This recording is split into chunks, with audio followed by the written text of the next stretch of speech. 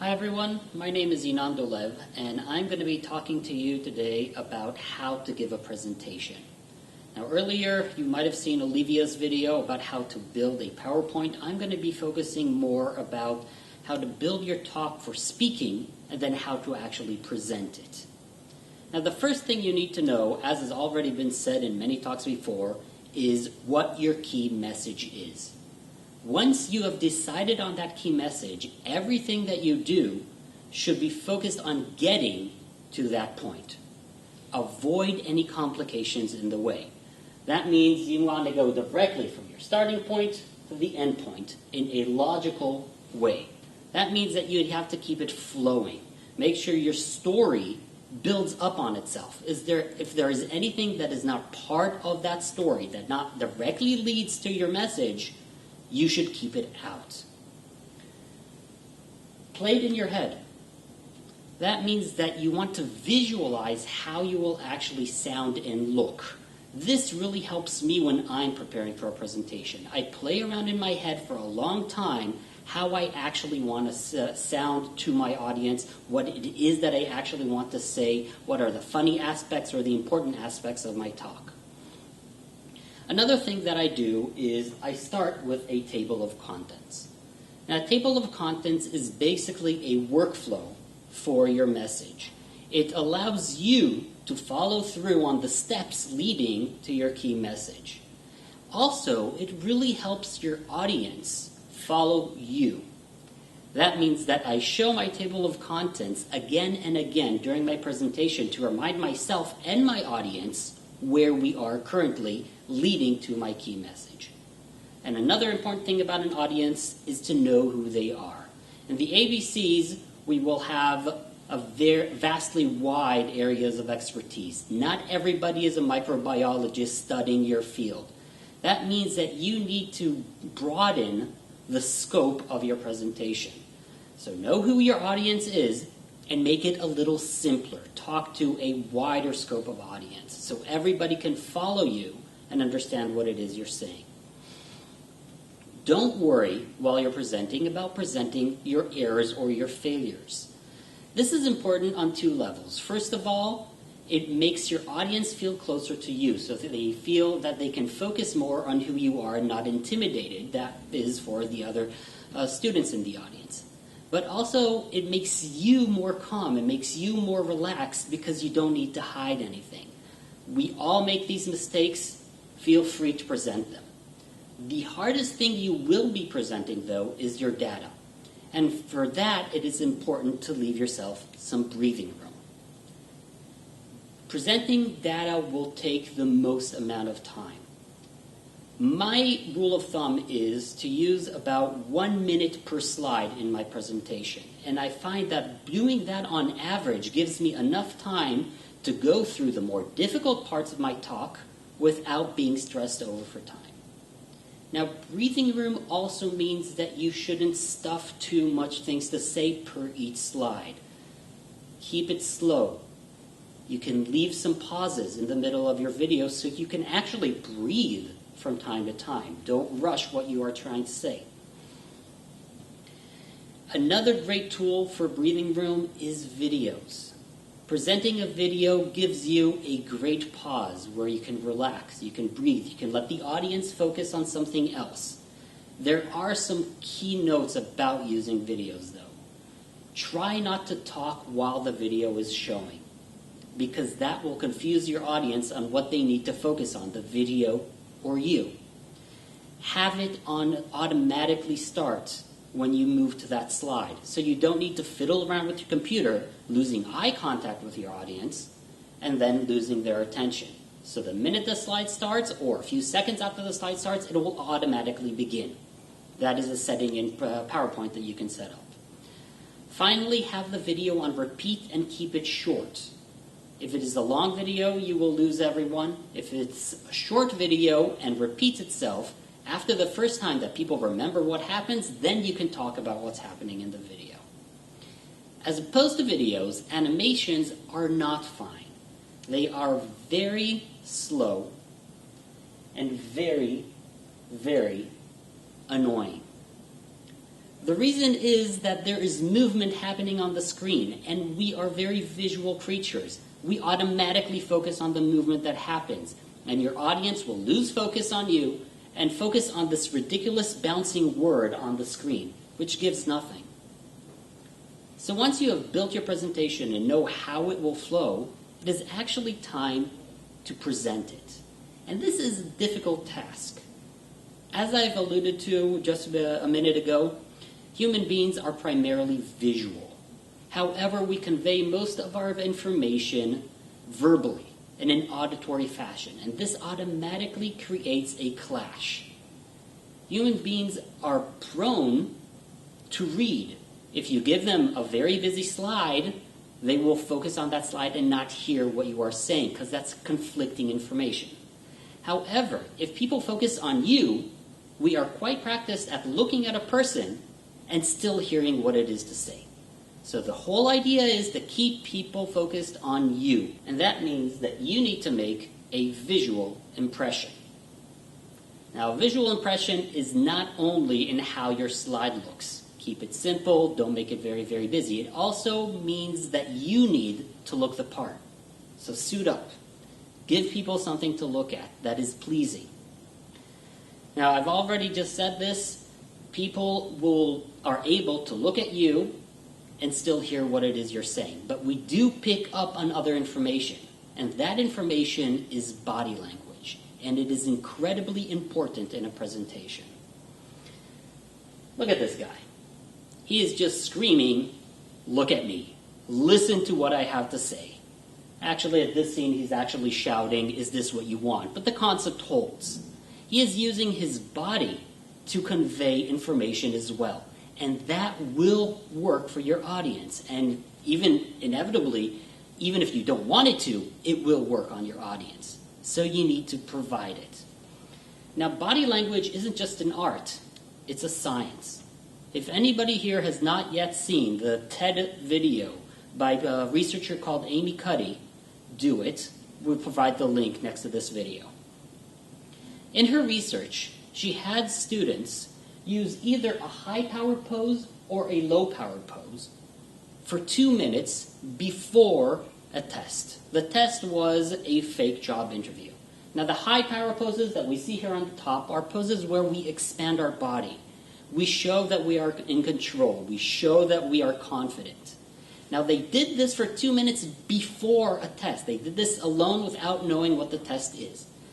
The control group was low-power poses. People who were closing up, making themselves smaller, protecting vital organs. Now, what she found is that just doing this for 2 minutes before the task actually changed physiological elements in the body.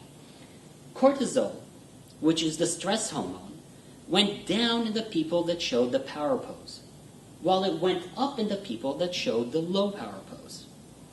On the other hand, you have testosterone, and that went up in the high power pose, but went down in the low power poses. So that means that the body language not only speaks to your audience, it speaks to you as well. You will become more confident. You will become more relaxed.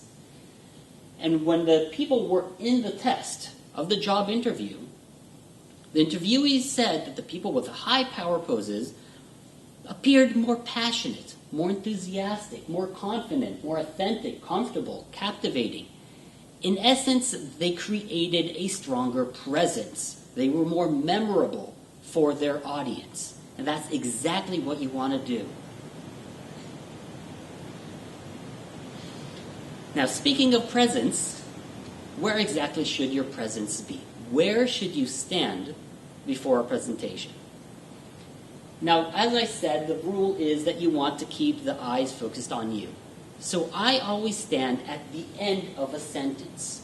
When the audience reads that sentence, their eyes fall back on me afterwards. If I were giving a presentation in Hebrew or Arabic, for example, where the languages go from right to left, I would move around to the other side, again, so the eyes will fall on me after that sentence. It's a cheap trick, but it's a great trick, because then you minimize the amount of time that your audience isn't looking and focusing on you.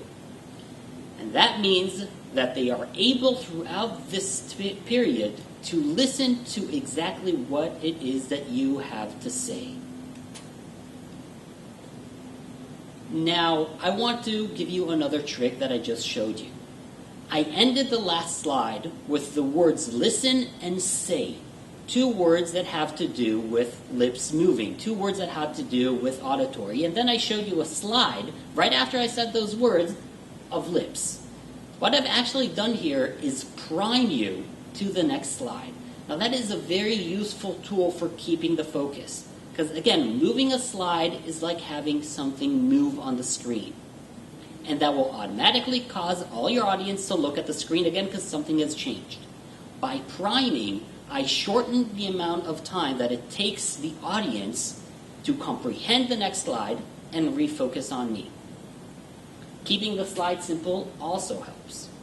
And finally, it makes an auditory impression. It makes an auditory presence because you know what it is that you want to say.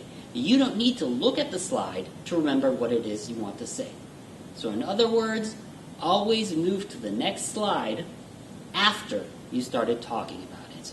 The same trick that Amy Cuddy talked about, the power poses, would also work for your vocal part of the presentation. It will make you sound more passionate. It will make you sound more enthusiastic. It will create an auditory presence. But there's another key element to making an auditory presence. I hope most of you have not seen this movie. If you have, I'm sorry for you, it is not a great movie. But it has a very important message. The idea in this movie is these guys keep fighting a battle, and each time they die, they go back in time and fight it again until they get better and better and better at it. In other words, practice. I do this. I record my presentation, I listen to myself giving it, I fix the problems and repeat. And I do this again and again and again until I created a flow that I am comfortable with. If I find there is a part of the presentation that I keep getting stuck in, I will fix it. I will recognize the areas where I stumble. I will recognize the areas where my words kind of slur, and I will fix that. Practice. It really does help. It also helps you know the future. You will know the next part before you actually say it. You should get so good at giving your presentation that you don't need to focus on what it is that you are saying. You can focus on your audience. And when you focus on your audience, they will focus back on you. Humor is another great tool for grabbing your audience's attention. Make them laugh from time to time. It will cause everybody to relax. But another interesting thing about laughter is that when we laugh, we tend to look for eye contact during or right after the laughter. So that will again cause your audience to focus back on you.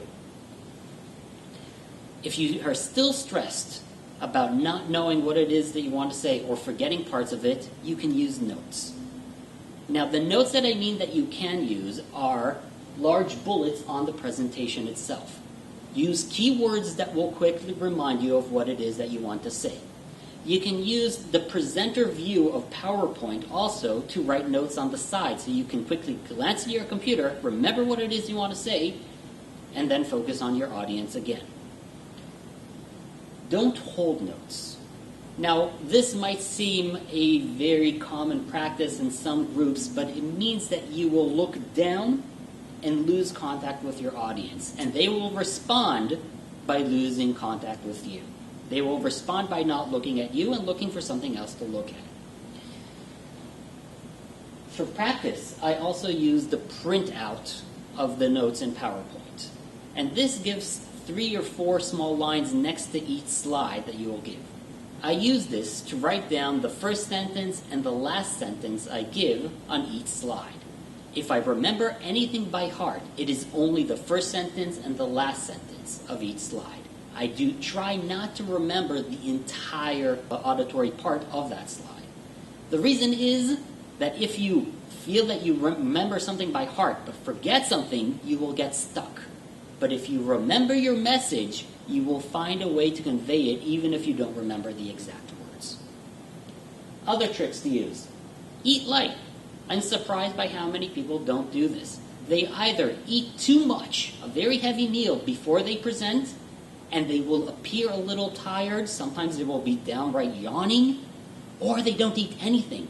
And then they start salivating and slurring because they're actually really hungry when presenting. So make sure you eat something light before you present. Use a mic, especially if you have a weak voice or you have an accent. It will make your sound more booming and give it more presence. Not in a confounding way if the mic is set up correctly, but in a way that just enhances you. Keep a water bottle. That's another great way to give yourself breathing room. That means that you can pause for a minute and drink something. You will relax your body, you will relax yourself, and it is a completely legitimate pause in a presentation that everybody accepts. If you get stuck in a word, quickly use a synonym. Don't be picky about the exact words that you use. Try to be flexible about it. Finally, speak slowly. Less is a lot more. The less you say, the more memorable what you actually say is going to be. This is especially important, again, if you have an accent. But there's another reason for it. If you speak quickly, you will become background noise. People will not focus on you anymore. Now, we only notice background noise when it stops. So if you find that you've become background noise, be silent for a minute. Automatically, people will start looking at you again. When they look at you, they have your attention again, then you can continue. One last thing. No ums. Try not to use the word anywhere in your presentation. I find this personally very annoying, but it is also a sign of confusion. Now, people on the whole are pretty polite. If they see that you are confused or stressed or forgot something, they will try to not look at you in order to not see you when you're down. And that means that every time you lost the flow and you lost your audience. So listen to yourself, find out when you again and again and again, delete those and repeat again and again and again until you have it flowing